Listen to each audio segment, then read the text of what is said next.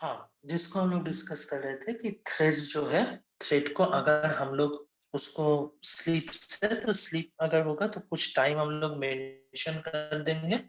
उस टाइम के बाद क्या होगा कि वो थ्रेड जो ब्लॉक स्टेट में है वो अभी अनब्लॉक होके फिर रनिंग या रनेबल जो थ्रेड थ्रेड नहीं जो स्टेट में जा सकते हैं वो थ्रेड। और वेट में क्या है, वेट में हम लोग अगर वेट यूज करके थ्रेड को ब्लॉक किए तो उस थ्रेड को अनब्लॉक करने के लिए हम लोग को नोटिफाई यूज करना होगा। अब ये जो new born, running, runnable, block, ये सब थ्रेड का स्टेट है। और ये जो है start, suspend, sleep, wait, notify, resume, yield, ये सब क्या है, मेथड है। ये सब मेथड है। तो ये क्या है, टोटल एक लाइफ साइकिल है। लाइफ साइकिल मतलब थ्रेड का, उसको हम लोग क्या है कि थ्रेड का एक लाइफ का जो साइकिल है वो डिस्क्राइब करते हैं कि थ्रेड को क्या करते हैं हम लोग। ओके सर सर मैं ये बोलना चाह रहा हूँ कि जैसे कि सर अगर कोई ऐसे सस्पेंड हम रनिंग में यूज करते हैं उसको स्टॉप करने के लिए, तो सर इसको रनेबल में भी यूज कर सकते हैं ये लोग हाँ, मेथड को। तो दोनों को ही तुम रनिंग और रनेबल दोनों में ये मेथड यूज कर सकते हो। रनिंग में मेथड नहीं यूज करोगे। रनिंग में क्या है, रनिंग स्टेट में जो थ्रेड है उस थ्रेड के ऊपर, उस थ्रेड के ऊपर ये सब क्या है, एक थ्रेड का स्टेट है।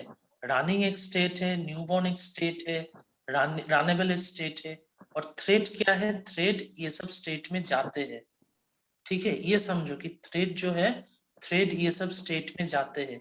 कि जब एक थ्रेड क्रिएट होता है तब वो क्या है, वो न्यूबॉर्न स्टेट में रहते हैं।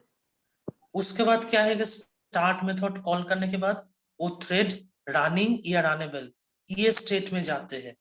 अब कोई थ्रेड को तुमको जरूरत हुआ कि उस थ्रेड को क्या है, उस थ्रेड का एग्जीक्यूशन तुम फोर्सफुली स्टॉप करके जो नेक्स्ट थ्रेड है उसका तुम क्या होगा, रनिंग स्टेट में उसको एकोमोडेट करोगे, उसका एग्जीक्यूशन जो होगा वो अभी रनिंग स्टेट में होगा।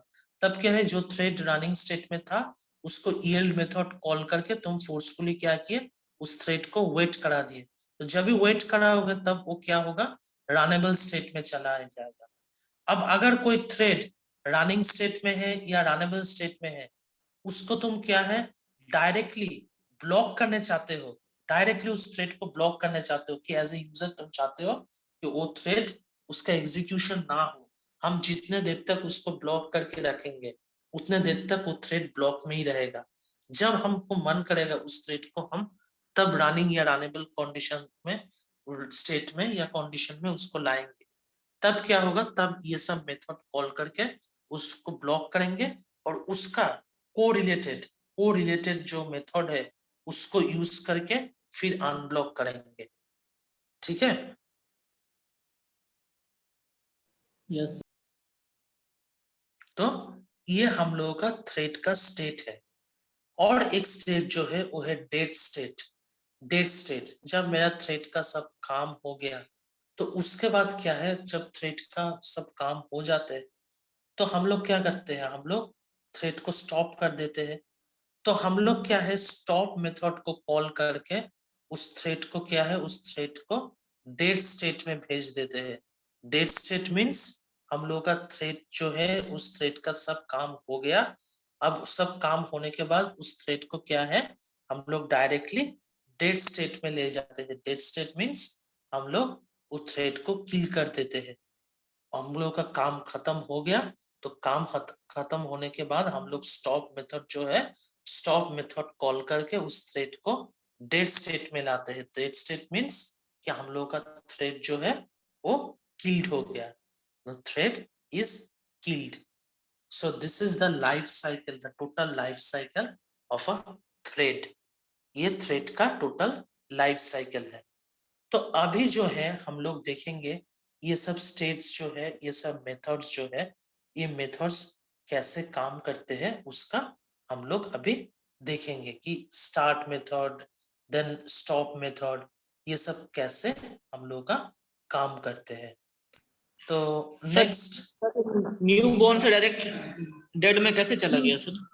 न्यूबॉर्न से तुम अगर चाहते हो कि मेरा थ्रेड जो है थ्रेड का कोई काम ही ना हो, हम लोग नहीं चाहते हैं उस थ्रेड को, हम थ्रेड जो है उस थ्रेड को हम लोग कुछ करना ही नहीं चाहते, उसका एग्जीक्यूशन नहीं चाहते, क्रिएट किए फिर हम लोग उसको, मेरा कोई काम का जरूरत नहीं है तो हम लोग डायरेक्टली उसको डेड स्टेट में भेज दिए। ये भी हो सकता है कि हाँ मेरा जरूरत नहीं है, उसका कोई थ्रेड का जरूरत नहीं है।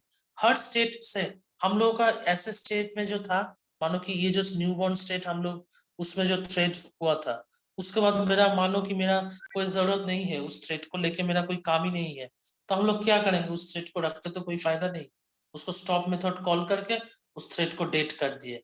फिर रनिंग और रनेबल करने के बाद इधर से भी हम लोग थ्रेड को स्टॉप कर सकते हैं, कि स्टॉप करने से क्या होगा, डेड स्टेट में चला जाएगा।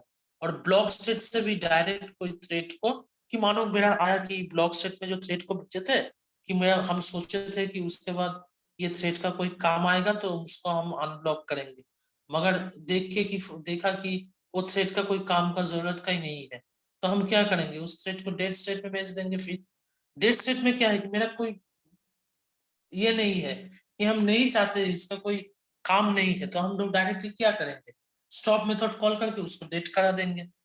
डेट मतलब वो किल्ड हो जाएगा वो थ्रेड, कि मेरा जब जरूरत नहीं, हाँ जरूरत नहीं हो सकते हैं कि न्यू बॉर्न थ्रेड जो बॉर्न हुआ उसके बाद मेरा देखा कि हम जो चाह रहे थे मेरा काम के लिए नहीं है, तो हम उसको डायरेक्टली स्टॉप कर देंगे, स्टॉप मेथड कॉल करके वो थ्रेड को किल कर देंगे।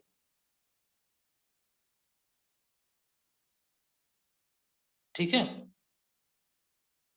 Yes sir. Okay,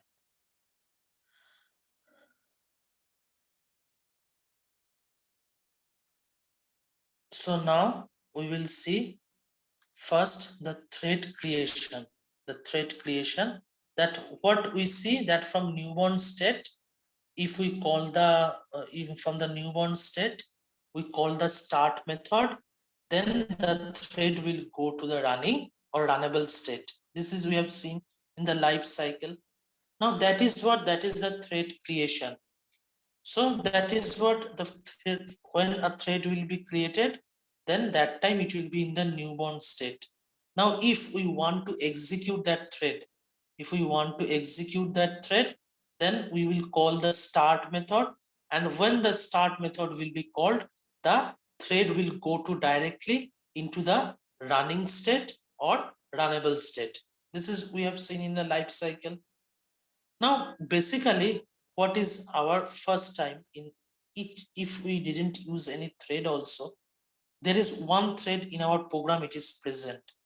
Now what is that? This is the main thread. Now every time a Java program starts up, one thread begin running, which is called as the main thread, which we call as the main thread. Because when we start programming in that time, at first, what is executed in JVM? JVM first time called public static void main. This is called by the JVM at first when the execution start. So that means we called this as the thread. This is called we as a thread. Now every time we say it as the main thread.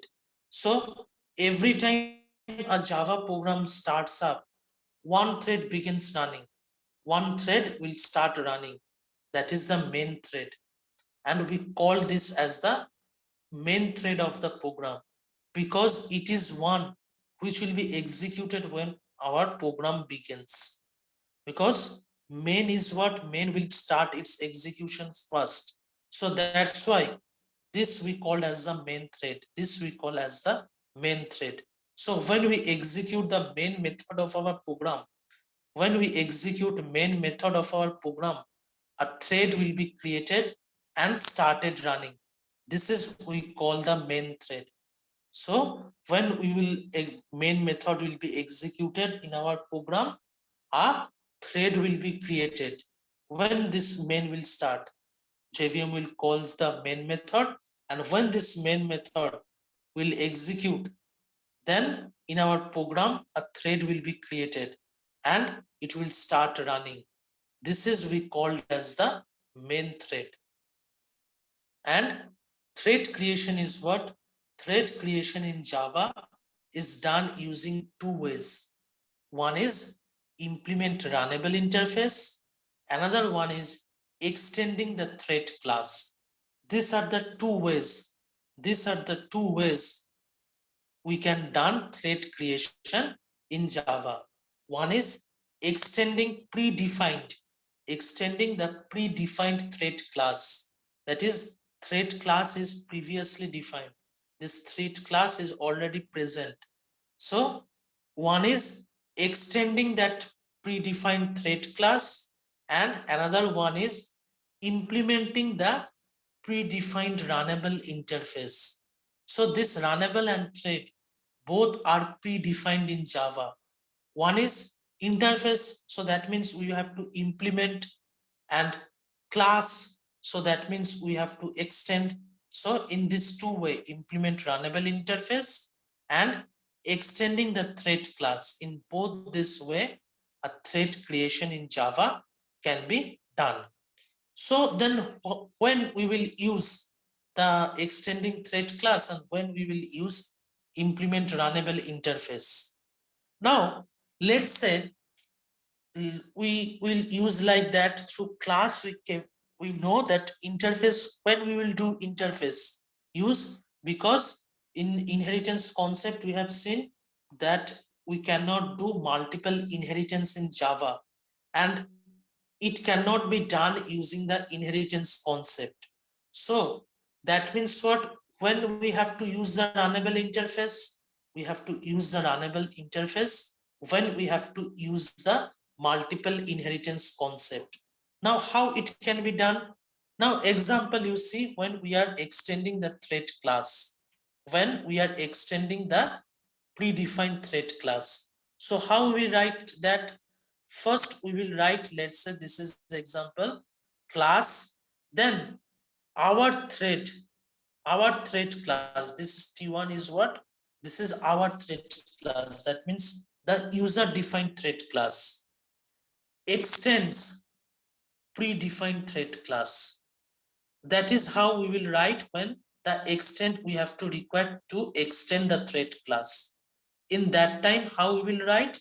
First write the class keyword, then the our user defined thread class, which as a user we want to use, that user defined thread class, then extends keyword, and after extends keyword, the predefined thread class which is present in Java, that is it will be write like that, thread. So this thread class is already predefined in Java, and now it will be extended by our child class T1, child thread class T1. So this can be written like this. And so in this example, let's say in this example T1, class T1, this is our predefined, not user defined thread class. This T1 is what? This is our user defined thread class. And this user defined thread class couldn't able to inherit or extend other class, because we know that here single inheritance or multi-level inheritance is possible, not multiple inheritance is possible. So that means when we will write like that, that class T1 extend thread, that means this T1 class can only extend from this predefined thread class. Other than that class, it is not able to do anything. So now, let's say as a situation occurred that the class needs to create a thread. Now, let's say as a situation occurred that the class need to create a thread, but that thread needs to inherit from another class. That means that let's situation occurred that we want to create a thread. Means let's say we want that to create a thread, but that thread which we want to create, that means which we will do inherit, we want to inherit, or from extend another class, extend from another class, but that is not present, that is not present now. We have to do what? We have to inherit that from another class. or from inherit that from extend from another class. In that scenario, that means what? That means the multiple inheritance concept is visible. We will see that there is a multiple inheritance concept we are able to see here. So if such like that multiple inheritance concept came, in that case, we will implement the runnable interface. We will implement the runnable interface in that scenario.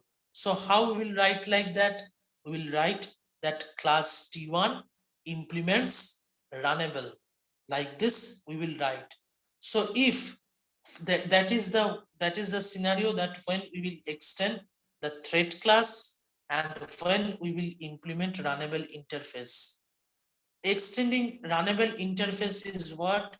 If our thread class user defined thread class couldn't able to do what? Couldn't able to inherit or extend other class, but now scenario occurred that that class needs to create a thread.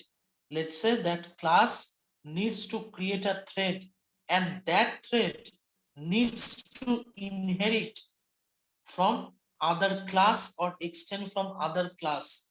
In this scenario only, the runnable interface implementation should be done. But if the thread is required and by extending it we are able to do our things, in that case it is okay that we will able to use the extends keyword. That means from predefined thread class we will extend that. But if such scenario happen that we have to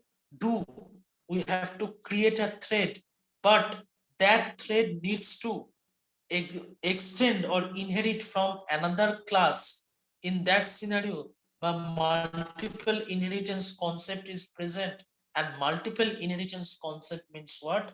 We have to use the runnable interface condition, that is implement runnable interface, that we will write like this, that class T1, which is our user defined thread class, implements runnable. We will write like that. That is the scenario when we will extend thread keyword and when we will implement runnable interface. Okay, clear? तो overall बता दीजिए, नहीं समझ, हाँ, तो ठीक से नहीं समझ आया ये वाला। देखो अभी पिछले जो था उतने तक तो समझ में आया तो? Yes sir. अच्छा, अब इसमें देखो क्या है कि कब हम लोग रनएबल इंटरफेस को यूज करेंगे।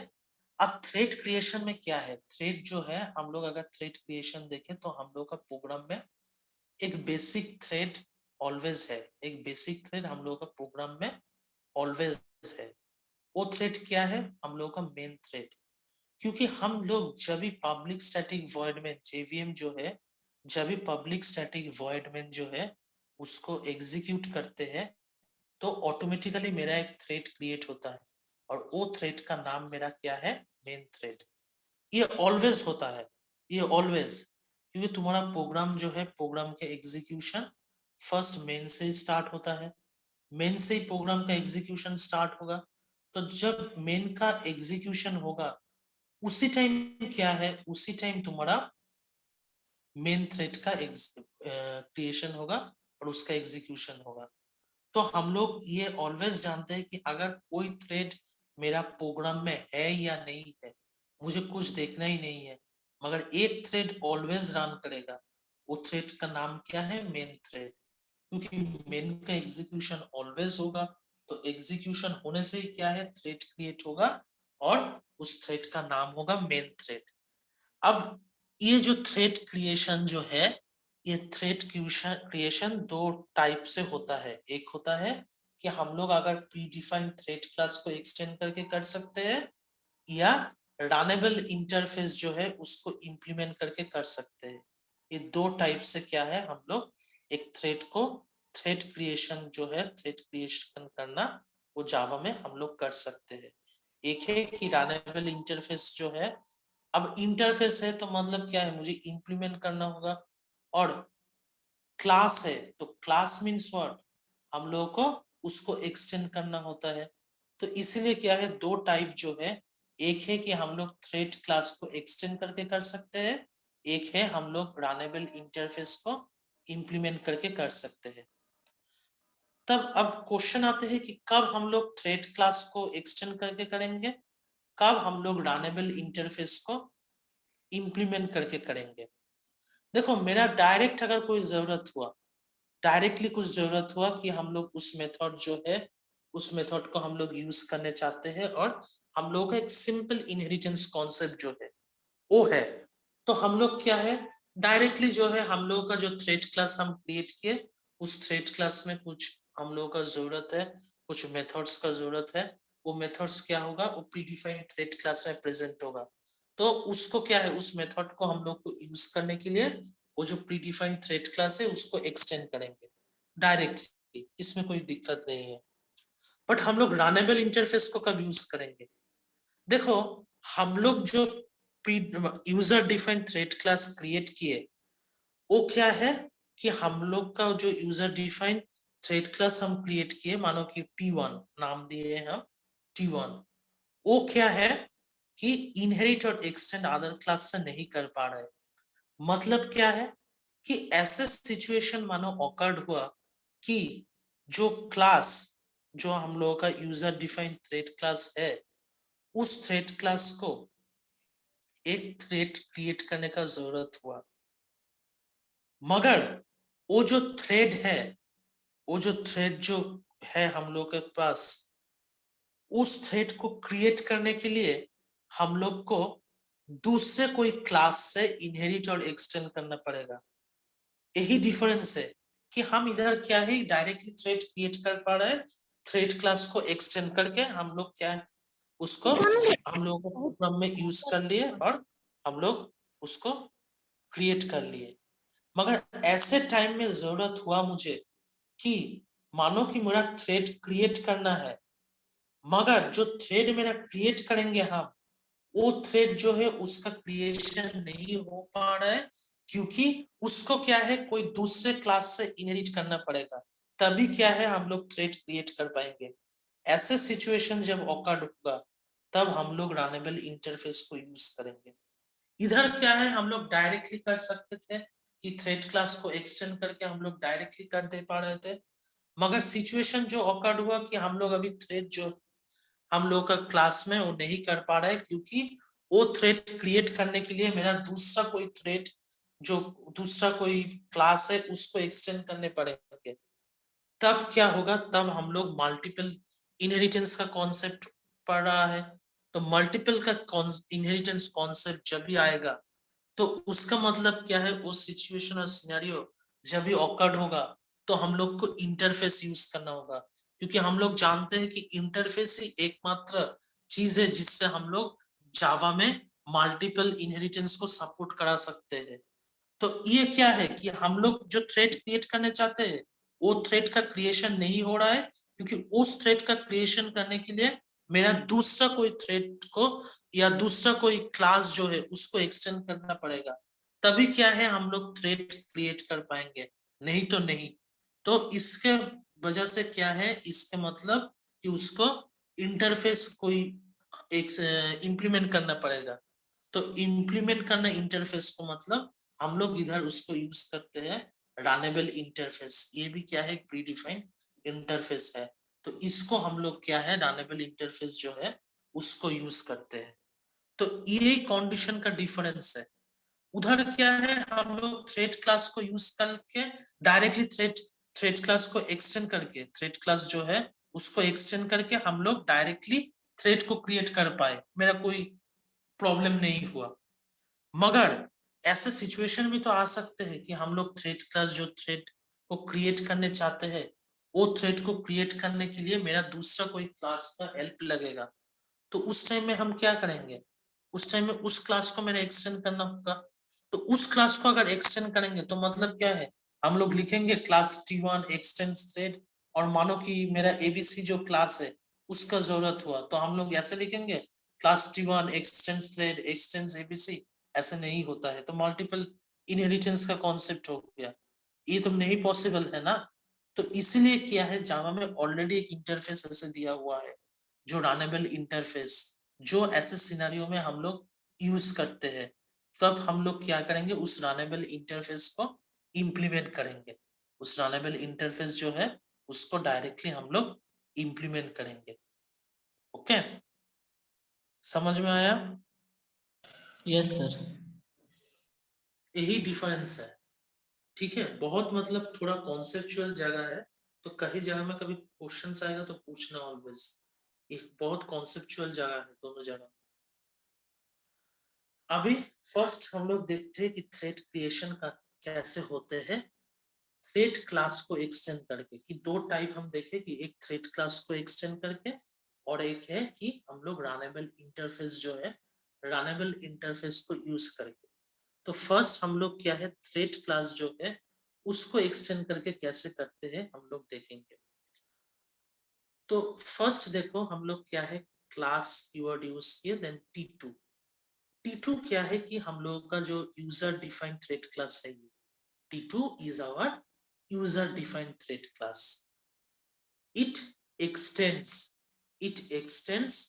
the predefined thread class which is present in Java. This is our that this thread class is already present in our Java predefined.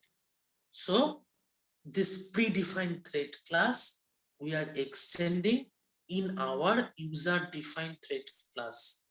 That means the method or the instance variable that is present in this thread class will go to now inside our user defined thread class, because we know that if superclass is what, if any subclass extends the superclass, that means the instance variable and the method which is present in the superclass will be used by the our child class or the subclass, and also child or the subclass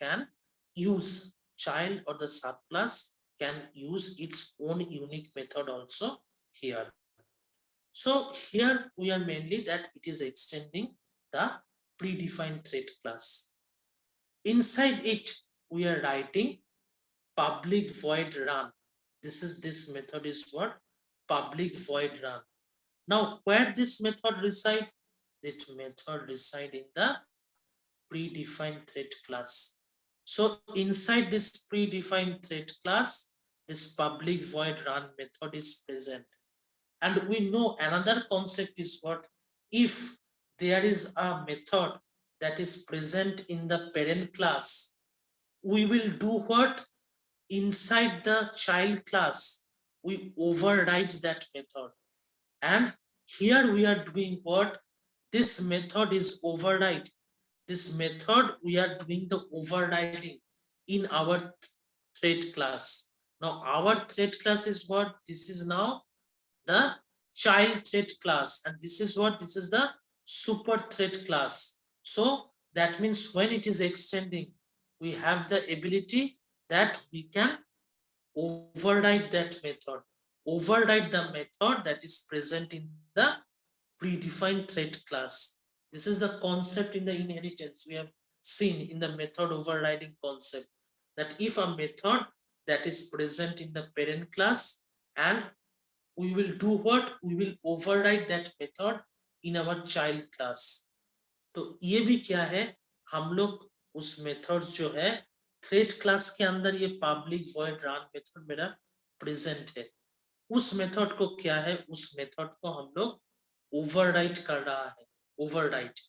तो हम लोगों का user defined जो thread class है उसके अंदर overwrite किए, और उस मेथड के अंदर हम लोग लिखे system.out.println, मतलब ये मेथड का काम है कि प्रिंट करना थ्रेड 2, ये बात को प्रिंट करना। अब पब्लिक स्टैटिक वॉइड मेन, तो ये मेरा मेन है। मेन के अंदर क्या किए कि हम लोगों का जो यूजर डिफाइंड थ्रेड क्लास है, तो हम लोग का यूजर डिफाइंड थ्रेड क्लास क्या है, T2, ये हम लोग का यूजर डिफाइंड थ्रेड क्लास है। तो उस यूजर डिफाइंड थ्रेड क्लास का हम लोग ऑब्जेक्ट क्रिएट किए, obj1 बोल के ऑब्जेक्ट क्रिएशन की, obj1 equal to new T2। मतलब ये क्लास जो है, ये क्लास का ऑब्जेक्ट हम लोग मेन के अंदर क्रिएट किए। अब ऑब्जेक्ट, उस ऑब्जेक्ट के थ्रू देखो स्टार्ट मेथड को कॉल किए। तो अब याद करो वो लाइफ साइकिल में क्या था कि कोई थ्रेड्स जो है वो अगर स्टार्ट मेथड को कॉल करते हैं तो उसका मतलब क्या है, वो थ्रेड मेरा रनिंग या रनेबल इसके अंदर जाएगा। ये दोनों स्टेट के अंदर कोई भी थ्रेड में कोई भी स्टेट में जा सकते हैं। तो हम लोग जब भी स्टार्ट मेथड को कॉल करेंगे तब उसका मीन्स क्या है कि थ्रेड जो है, थ्रेड अभी रनिंग या रनेबल दोनों के बीच में कभी कोई स्टेट में जा सकते हैं। तो ये क्या होगा, स्टार्ट मेथड कॉल करने से क्या होगा, start method called with object of T2। So start method क्या है, हम लोग किसका ऑब्जेक्ट के थ्रू, T2 जो है, T2 मेरा थ्रेड क्लास है, our user defined thread class. उस यूजर डिफाइंड थ्रेड क्लास का ऑब्जेक्ट के थ्रू हम लोग स्टार्ट मेथड को कॉल करते हैं, कॉल कर रहा है इस प्रोग्राम में। तो मतलब क्या होगा, स्टार्ट मेथड कहाँ चेक होगा, स्टार्ट मेथड जो है, स्टार्ट मेथड फर्स्ट चेक होगा हम लोगों का इस T2 क्लास के अंदर, T2 क्लास के अंदर चेक होगा फर्स्ट, क्योंकि स्टार्ट मेथड को जब कॉल होगा तो T2 जो क्लास है उसके अंदर चेक होगा, क्योंकि T2 क्लास का ऑब्जेक्ट है ये।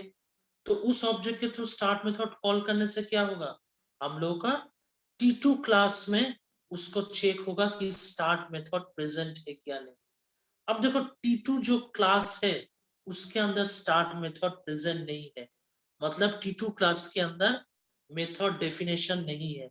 तो मेथड डेफिनेशन अगर नहीं हुआ तो याद करो इनहेरिटेंस में ही हम लोग देखे थे कि अगर चाइल्ड क्लास के अंदर मेथड डेफिनेशन प्रेजेंट नहीं होगा तो उसको कहाँ चेक करते थे, इमीडिएट पेरेंट के अंदर, इमीडिएट पेरेंट के अंदर चेक करते हैं।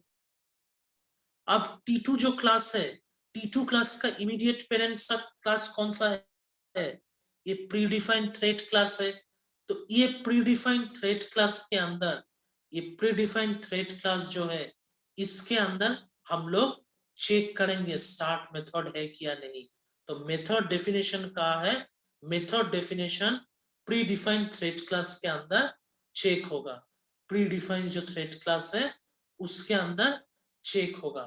तो उसमें क्या है, उसमें उसको मेथड डेफिनेशन मिल जाएगा, क्योंकि ये जो है प्रीडिफाइंड थ्रेड क्लास उसके अंदर मेथड डेफिनेशन तो जरूर प्रेजेंट होगा।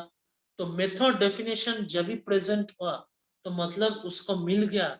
उसके बाद क्या करते हैं, उसके बाद हम मान रहे हैं कि ये जो थ्रेड है वो थ्रेड रन मेथड जो है, ये पब्लिक वॉइड रन, ये पब्लिक वॉइड रन जो है इस मेथड को कॉल करके वो थ्रेड जो है वो रन करेगा और हम लोग क्या है उसका वैल्यू देखेंगे thread 2 so that means what we are saying that the processor will be allocated to the thread, क्योंकि वो जो थ्रेड्स जो है, थ्रेड जो है प्रोसेसिकली उसके अंदर मेथड डेफिनेशन मेरा मिला, स्टार्ट मेथड मिला।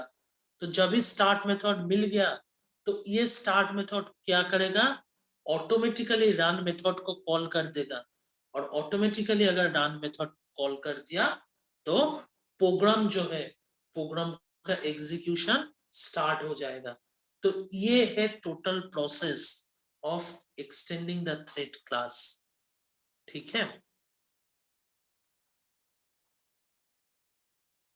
कोई क्वेश्चन समझने में कहीं में जगह में प्रॉब्लम हुआ,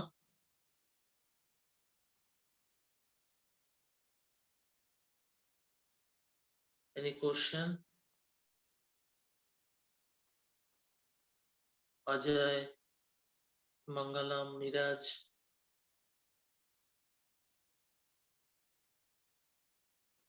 समझ में आया सबको? Yes sir. तो ये है first thing, that how using the thread class, how by extending the thread class we able to execute the program. बहुत अच्छे तरीके से समझना, मगर ये जो है बहुत अच्छे से याद रखना कि ये दोनों का डिफरेंस क्या है। कि हम लोग प्रीडिफाइन जो थ्रेड क्लास है उसको एक्सटेंड करेंगे, और उसके अंदर देखो हम लोग रन मेथड जो है, रन मेथड को यूज किए। अब ये जो रन मेथड हम लोग क्या है, ओवरराइट कर रहा है। ये रन मेथड को हम लोग ओवरराइट कर रहा है, और ऑब्जेक्ट क्रिएट करने के बाद उस क्लास का ऑब्जेक्ट जब हम क्रिएट करेंगे, ऑब्जेक्ट क्रिएट करने के बाद उस ऑब्जेक्ट के थ्रू हम लोग स्टार्ट मेथड कॉल करेंगे। तो स्टार्ट मेथड कॉल करने से क्या होगा, स्टार्ट मेथड चेक करेगा कि किसका ऑब्जेक्ट है ये ऑब्जेक्ट वन कौन सा क्लास का ऑब्जेक्ट है। तो उसको मिला कि ऑब्जेक्ट वन जो है एक T2 क्लास का ऑब्जेक्ट है। तो स्टार्ट मेथड जो है, इस मेथड फर्स्ट T2 के अंदर चेक होगा, उसके अंदर नहीं मिलेगा क्योंकि उसके अंदर स्टार्ट मेथड है ही नहीं। तो अगर जब नहीं मिलेगा उसका मतलब ये नहीं है कि वो छोड़ दिया। वो क्या होगा, हम लोग इनहेरिटेंस कॉन्सेप्ट में देखे थे, इनहेरिटेंस जब पढ़ा रहे थे तब ऐसे एग्जांपल दिखाए थे हम। उसके अंदर अगर नहीं मिला तो इमीडिएट पेरेंट के अंदर चेक होगा। इमीडिएट पेरेंट के अंदर तो ऑब्वियस प्रेजेंट होगा क्योंकि वो प्रीडिफाइन एक थ्रेड क्लास है।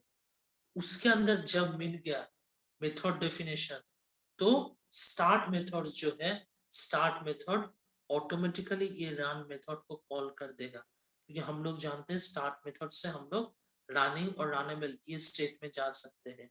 तो मानो हम एज्यूम कर रहे हैं कि अभी कोई थ्रेड एग्जीक्यूट नहीं कर रहा है। तो अभी कोई थ्रेड एग्जीक्यूट नहीं कर रहा है मींस वो थ्रेड डायरेक्टली क्या होगा, रनिंग स्टेट में चला जाएगा, और रन मेथड से क्या है, वो थ्रेड का एग्जीक्यूशन हो जाएगा रनिंग स्टेट में। Okay, so this is all about in today's class. The time is very much short, so I will not able to discuss today about the runnable interface. So in next class I will discuss about that the runnable interface concept. So and we will discuss what is the difference there. What is the difference? We will see when we will see the program like that. We will able to see that what is the difference. Okay, so then if anyone has any question then ask, otherwise I will stop the session. Anyone has any question?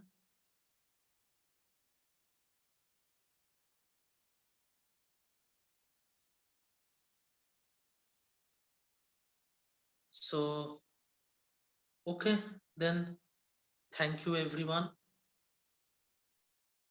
Thank you, sir. The session.